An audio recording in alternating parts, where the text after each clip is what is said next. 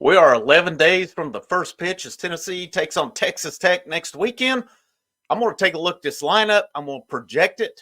We'll give my thoughts on how I would go with it as well. And we'll see. We'll kind of compare it to how it went last year. Stick with me and we'll get to it right after.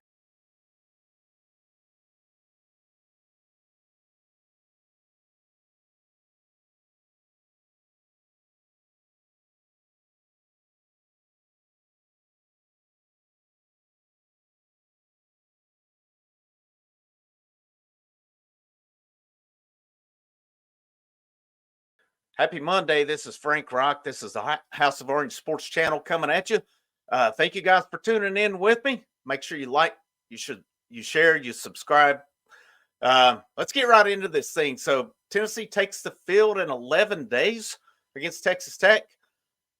I think it's pretty safe to assume Drew Beam's going to be your guy on Friday night. From what I'm seeing, AJ Russell Saturday, and looking off of what I've seen talked about, Ben McKee talked about it. Some gave some notes talking about the pitchers. Really kind of leaning toward Nate Snead as that third guy on Sunday, and they said that he's throwing about 99 to 101. He's been clocked at. So does he come out as the Sunday guy, or is he possibly that go-to guy of the bullpen? I'm interested to see that as to who goes on Sunday. I think that'll determine a lot as to how that bullpen goes. But getting into the lineup, I think most of it's going to be pretty set, but who else could factor in there? So I did my preseason previewed the pitcher, catchers, the infielders, the outfielders. Tony Vitello talked about in his press conference, he talked about how the catchers, he's pretty happy with them. He's pretty happy with what he has. And you're not going to see the same catcher catch every game. It's not going to happen. It's going to wear them out. If so, and he talked about that. He wants their fresh legs at the end of the year. So you may see, for example, Cannon Peebles catch a game or two on the weekend, then Cal Stark or maybe Charlie Taylor come in, or even Dalton Bargo could possibly catch some games. I think Peebles' bat, I think they'll have a hard time taking his bat out of the lineup.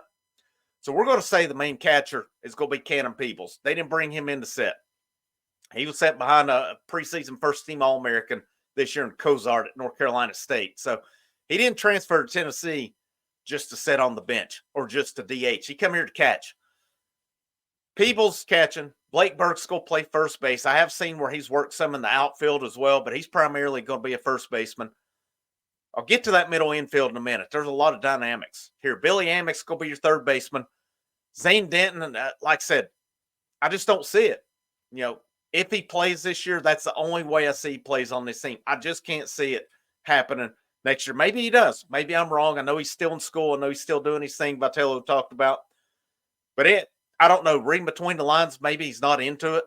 And, I don't know. That's just an educated guess. I don't even know if it's an educated guess. It's a guess more than anything. Middle infield, it looked like Ariel Antigua, shortstop, freshman coming in out of Florida. Christian Moore at second. Well, Antigua's out for give or take 2 months now. Looked like Dean Curley, freshman out of California, may move right in. Well, he's battling a hamstring issue now. So now is it Bradkey Lowry, JUCO player out of Florida, coming in possibly? Is it him that's maybe in there? That one's hard to project at this point because you just don't know where it's going to go. And based on what I'm seeing, I think it'll be Moore at second, and then whoever's kind of standing at that point. Is it Lowry at that point? Is it Curley? And, Moore can play second. I really don't think it's his, based on what I've seen in his range, I don't think that's his ideal place, but I know he was recruited there. So maybe we just haven't seen how it is. And they play odd positioning at second base. It was like that with Max Ferguson. It was like that with Darrell Ortega. It's like that with Christian Moore as well. So maybe we don't see these guys' true range based on how deep they play a lot of times in the infield. It's not a philosophy I necessarily agree with, but it is what it is. It is what they play. Outfield, Kavaris Tears right, Hunter Ensley center, Dylan Dreiling left. I feel pretty safe saying that. Now, some people you could factor in, Robin Villeneuve, JUCO player coming in.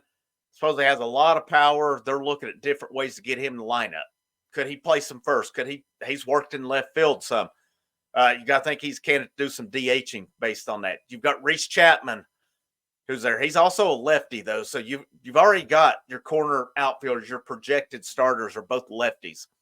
So you need to factor a righty in at some point. And it's hard to see a lot too because not all your rosters updated. Do any of these freshmen coming in? I think you're more likely to see freshmen factor into pitching than you are out in the field. So if I'm projected, this is a tough lineup for me to project because I don't think there's an ideal leadoff guy. There's not Liam Spence. There's not a Seth Stevenson. I really didn't think Maui Ahuna was an ideal leadoff guy last year because he led the team to strikeouts. I want a guy who's leading off, who's getting on base often through walks, putting it in play, making things happen. I looked at it and I said, well, maybe I go Christian Moore. He was second on the team in strikeouts last year because I look back at those stats on it. He had 67 strikeouts and 214 at bats. That's not even one per 4 at bats. Could Dylan Dowling? I mean, he had a small sample last year, but 20 strikeouts and let's see, 95 at bats. So that's almost 1 every 5. That's pretty good, but I don't know that he's a stolen base threat. Ideally, from a hitting standpoint, I'd have Billy Amick leading off. Didn't steal many bases last year either. And but with this offense, so Maui Ahuna was only 4 out of 7. And ideally, last year I would have had Jared Dickey leading off. He was 7 out of 10 stolen bases. He was more of a threat than Maui Ahuna. But funny thing is, Maui had a higher on base percentage. So you factor that in a little bit. Maybe that's where it goes. Christian Moore was 444 last year. So even though I looked at those strikeouts on it, these guys are getting on base, and maybe that's what Tony's looking at a little bit. They're getting on maybe more through walks, as Moore had 50 walks last year. So this is a guy that gets on numerous ways, hit by a pitch 7 times. So going on stolen bases, going on base percentage, and all these things, I just don't subscribe to the analytics stuff. All right. I mean, I just don't. So I'm going to say Christian Moore leads off for me based on all aspects of it. There's nobody else that really stands out to me other than Amick. But I think Amick is an ideal 2-hole guy. Maybe he hits 4th. I don't know. But my ideal lineup, if I were making, I go Christian Moore leading off. I go Billy Amick second. I go Blake Burke third. People are underestimating Blake Burke this year. He had a little trouble in conference play. But, man, he had some big hits in the tournament. Big hit against Clemson that, prolonged that game, and enabled Zane Denton to have his heroics. Had that bomb at Southern Miss that I think really put a jolt in that team. I'm going Billy Amick third. I'm going Cannon Peebles 4th. I think he fits in there. He's a switch hitter. So Blake Burke has protection here, no matter if it's against a lefty or no matter if it's against a righty. That 5th may depend on DHing there. If it's a righty, I could see Kavares Tears. If it's a lefty and they put Villeneuve and he lives up to what they're saying about his power, I could see him there. The 6-hole, again, I'm kind of changing. I'm going to go and say whoever shortstop, I'm hitting 8th. All right. I subscribe to the theory of maybe my lowest hitter hits 8th. Not 9th, 8th. 9th place, I'm either going Hunter Inslee or I'm probably going maybe Dowling. But, you kind of get into these guys, and I don't know if there's much difference in them. It's the only thing. I could see Inslee hitting 6th. I could see him hitting 5th. Same with Dowling, same with Tears. Ideally, I go Christian Moore, I go Billy Amick, Blake Burke, Cannon Peebles. Based on what I know, if it's a righty, I'm going Kavares Tears. If it's a lefty, I'm going Robin Villeneuve. 6th, if it's a righty, I'm going Dylan Dowling. If it's a lefty, I'm going Hunter Inslee. 7th, if it's righty, I'm going probably Bargo. I think he'll do some DHing. If it's a lefty, right here, I maybe go Tears. 8th, I'm going shortstop. Whether it's Antigua, whether it's Curley, whether it's Lowry. 9th, if it's a righty, I'm going Hunter Inslee. If it's a lefty, I'm going Dylan. If it's a lefty, I'm going Dylan Dowling. That's my ideal order. Tony had Inslee into 2-hole last year. He's got his reasons for it. Nothing And listen, I like Inslee's player, good player. In my ideal lineup, I want a guy who's moving that runner. He had some big opportunities against LSU in that last game, and I know that's just one game. He came through against Clemson with big hits. I don't know. It's not my ideal two-hole guy. It just isn't. So that's where I'm going with it.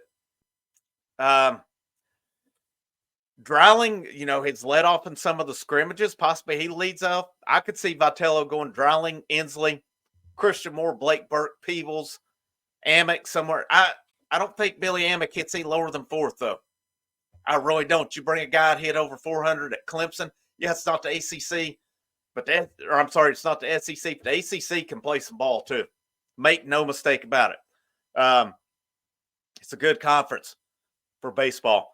Like I said, it's a tough lineup, but I'm gonna stick with that. How I went with. I would go two different lineups depending on lefty righty. I want some protection. Number one for Blake Burke, and I'm going to get it with Peebles if he's in that lineup. Now things are going to change if Peebles not catching because that's going to put Cal Stark in. That's going to put Charlie Taylor in.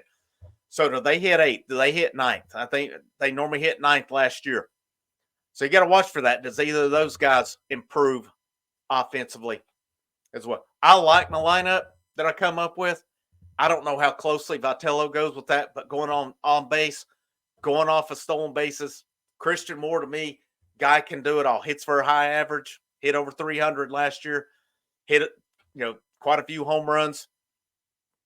This gets, for me, I want best hitter hitting first. That's either Moore or that's Billy Amick. And I'm going Moore just due to the disruption on the bases. I want my dude getting the most at bats.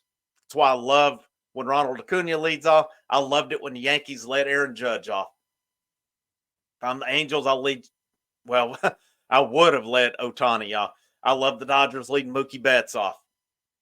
I want my dude. I want my guy getting the most at bats. All right. There's that old school theory and kind of how lineups are made. But I don't know. I do subscribe to the theory. I want my best players getting the most at bats. And down at 8 or 9, could there be a difference? Yeah, but I don't know. I go with the theory of my worst hitter hits 8th in the lineup, and then I kind of restart it at 9th. Maybe I get like an extra leadoff guy in a respect there. But lots more content coming. Of course, more basketball. We're right in the heat of things. I'll be breaking down the LSU game. More release that hopefully around 4 to 5 o'clock tomorrow. I will say here, I'm not sure what I want to release more. I'm going to release something at 10. I'm going to try to get on schedule releasing something at 10 and 4 every day. But as always, thank you for your support. Make sure you like, share, subscribe. This thing's rocking and rolling. My name's Frank Rock, House of Orange. Happy Monday. And as always, go Vols.